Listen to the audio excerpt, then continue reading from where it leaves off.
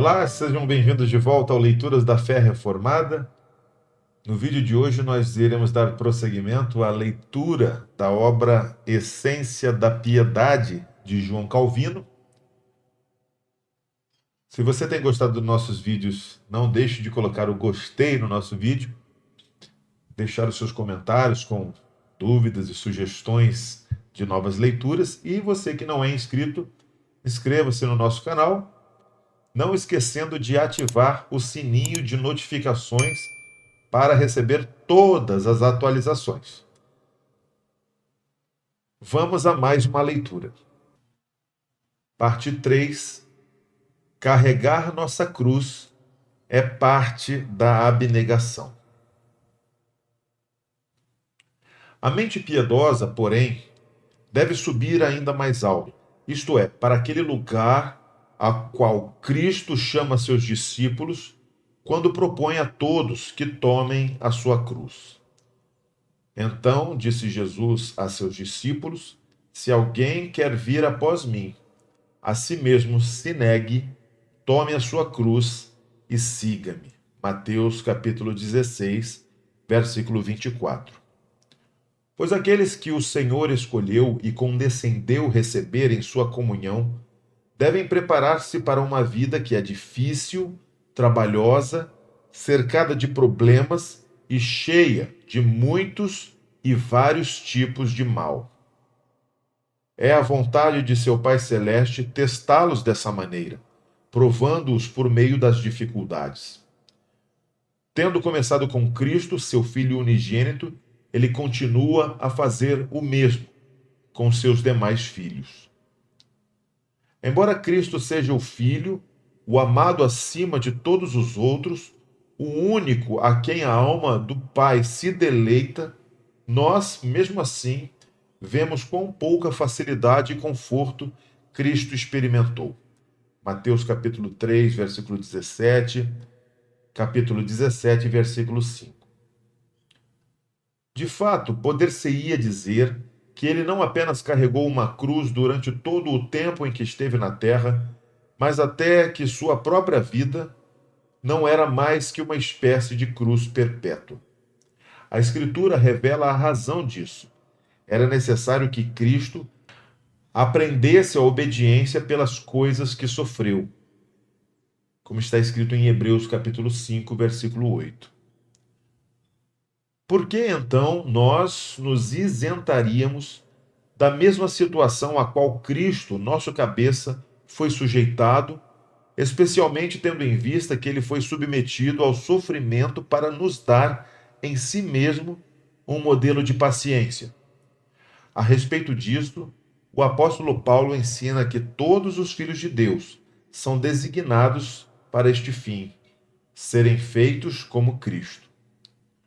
Porquanto aos que de antemão conheceu, também os predestinou para serem conformes à imagem de seu Filho, a fim de que ele seja o primogênito entre muitos irmãos.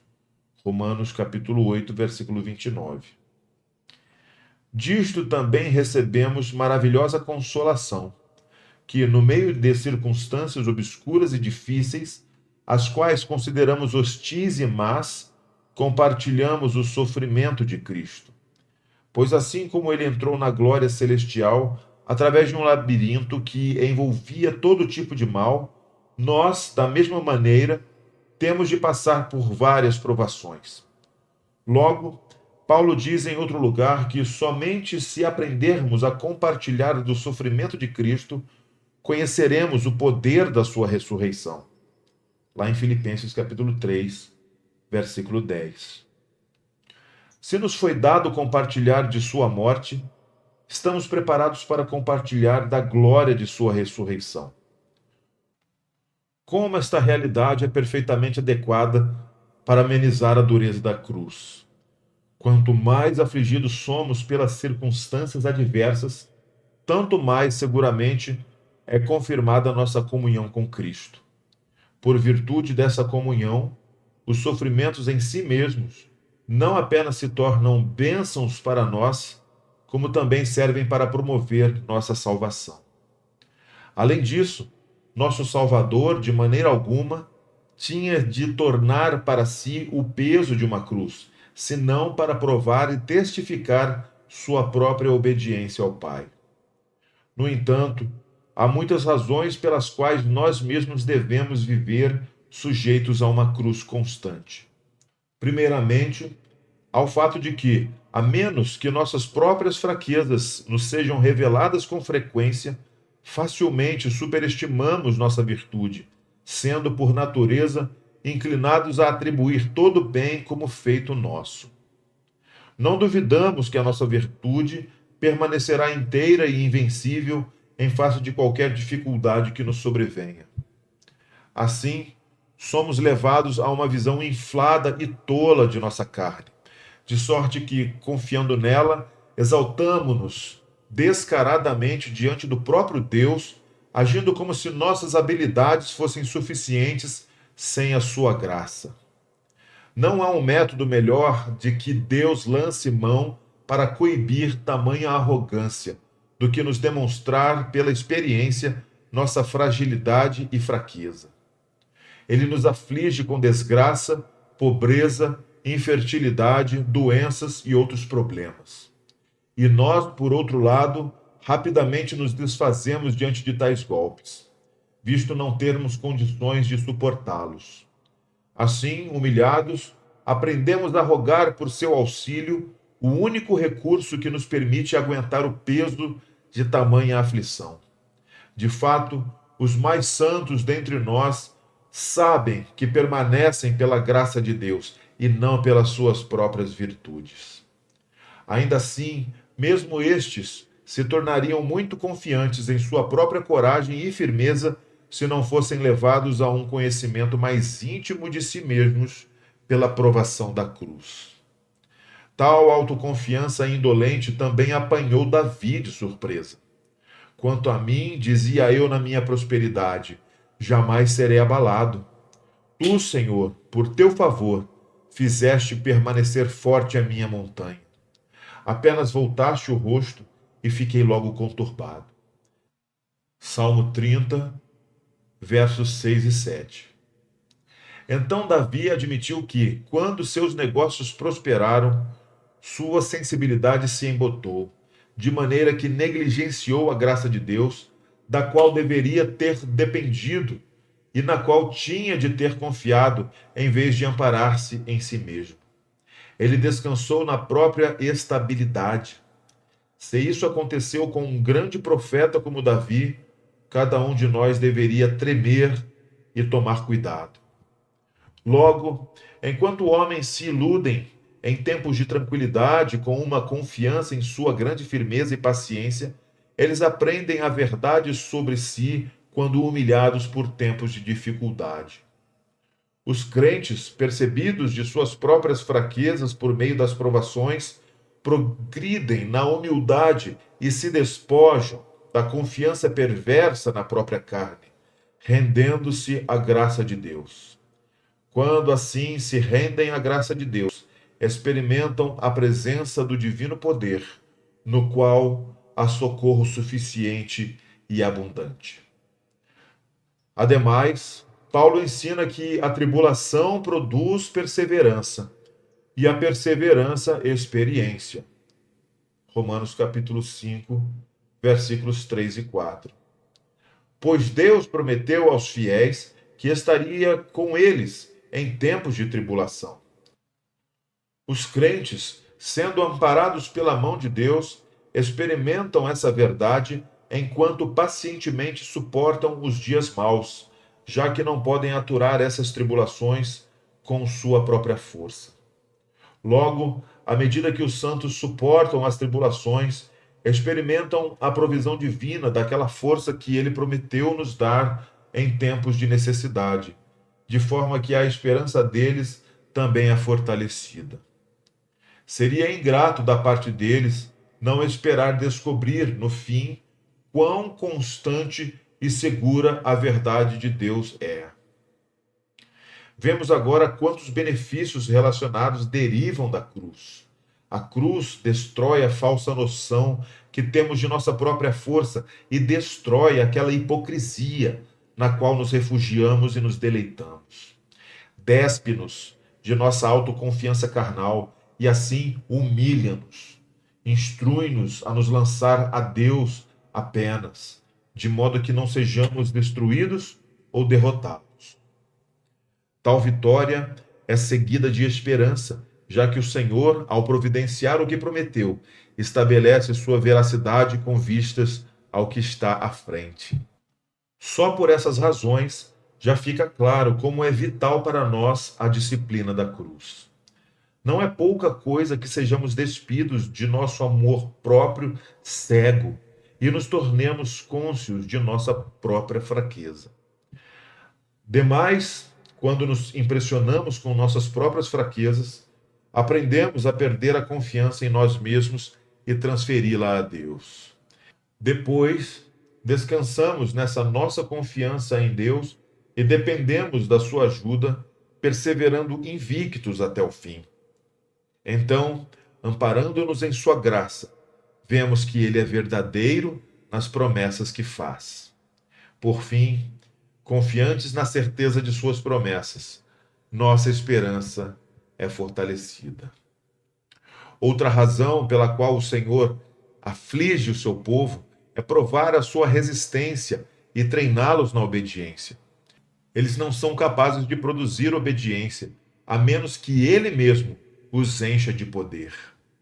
No entanto, agrada-lhe iluminar e testificar, por claras provas, aquelas graças que ele concedeu aos seus santos, para que estas não fiquem ocultas e inutilizadas.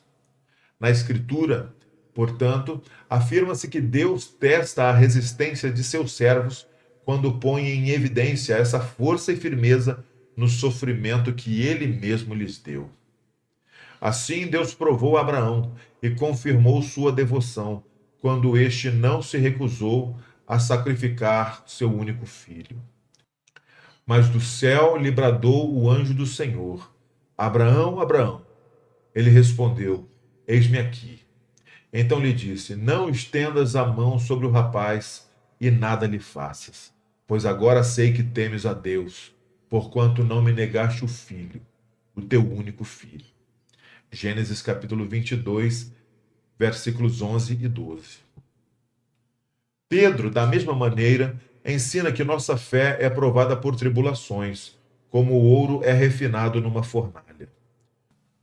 Não deveria esse excelente dom de resistência que os fiéis recebem de seu Deus ser colocado em uso e mostrar-se certo e evidente? Do contrário, os homens jamais reconheceriam o verdadeiro valor do dom da resistência. Mas o próprio Deus age justamente quando ordena circunstâncias que incitam as virtudes que ele deu aos crentes, para que tais virtudes não deixem de ser notadas, fiquem sem uso ou sejam desperdiçadas. Há então uma boa razão para as circunstâncias difíceis na vida dos santos, já que criam neles uma resistência. Os crentes também são treinados em obediência pela cruz. Por isso, são ensinados a viver de acordo com a vontade de Deus e não segundo a sua própria. Se tudo corresse de acordo com seus próprios planos, jamais saberiam o que significa seguir a Deus. Até o filósofo Sêneca cita um provérbio antigo no qual os indivíduos são orientados a seguir a Deus, enquanto são encorajados a suportar a adversidade. O provérbio aponta para a verdade de que uma pessoa definitivamente se submete ao jugo de Deus quando sua mão e suas costas são expostas à disciplina dele. Portanto, não deveríamos fugir de todas as maneiras como nosso Pai Celestial nos molda na obediência, pois temos de nos provar obedientes a Ele em todas as circunstâncias. Contudo, se queremos compreender quanto precisamos desse treinamento na obediência, devemos lembrar quão propensa a nossa carne é de se livrar do jugo de Deus quando aproveitamos qualquer período de relativa paz e quietude. Nossa carne é como um cavalo teimoso que se torna selvagem, ingovernável e não reconhece seu cavaleiro, não importa quanto lhe haja obedecido outrora, depois de passar vários dias pastando livre. Continuamente achamos em nós mesmos o que Deus lamentou no seu povo de Israel. Engordando e permanecendo no ócio, resistimos àquele que nos alimentou e nutriu. Mas, engordando-se o meu amado, deu coices. Engordou-se, engrossou-se, ficou nédio e abandonou a Deus, que o fez. Desprezou a rocha da sua salvação. Deuteronômio, capítulo 32, versículo 15. A benevolência de Deus deve nos levar a refletir e a nos deleitar em sua bondade. Contudo, nossa perversa ingratidão é tamanha que enxergamos na benevolência divina uma causa para crescermos mimados. Portanto, devemos ser restringidos por alguma disciplina, a fim de que não nos tornemos obstinados, agindo perversamente por causa de nossa grande riqueza, ou nos tornando cheios de orgulho em decorrência de honras que tenhamos recebido, ou ficando arrogantes por causa dos outros bens que possuímos ou pelas circunstâncias em que nos achamos. Pelo remédio da cruz, o próprio Senhor providencialmente se opõe à ferocidade de nossa carne, conquista-a e a restringe-a.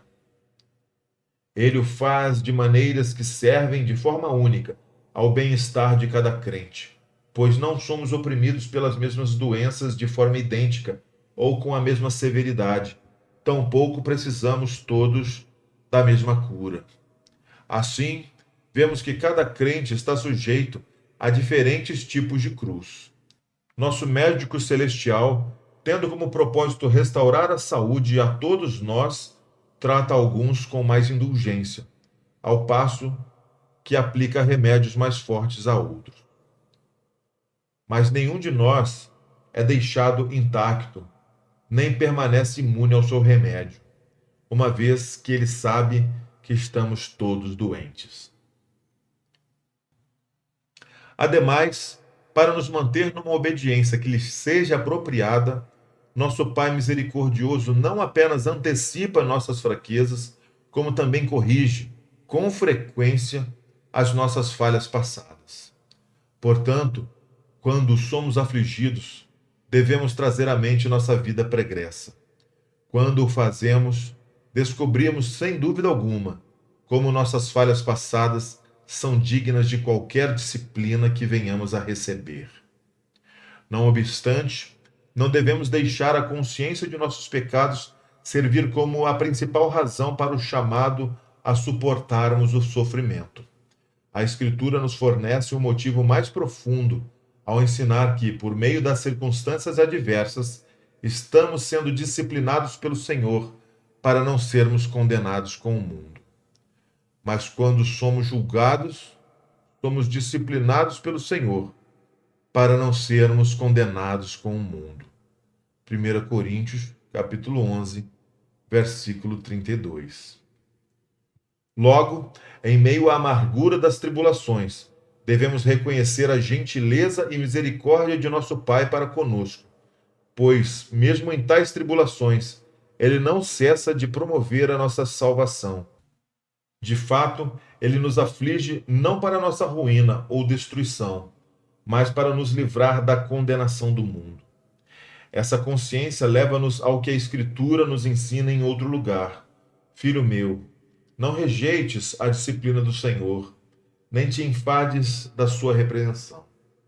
Porque o Senhor repreende a quem ama, assim como o pai ao filho a quem quer bem. Provérbios capítulo 3, versículos 11 e 12. Quando discernimos o cajado da disciplina de nosso Pai em nossa vida, não devemos nos apresentar a Ele como filhos obedientes e ensináveis, em vez de homens obstinados e desesperançosos que se endurecem pela transgressão? Se Deus não nos trouxesse de volta para si, por meio da correção após nos afastarmos, Ele nos destruiria. Portanto, a Escritura corretamente afirma que sem disciplina somos bastardos e não filhos. Mas se estáis sem correção, de que todos se têm tornado participantes, logo sois bastardos e não filhos. Hebreus capítulo 12, versículo 8. Somos, pois, realmente perversos, se fugimos dele enquanto nos manifesta sua bondade e seu cuidado pela nossa salvação.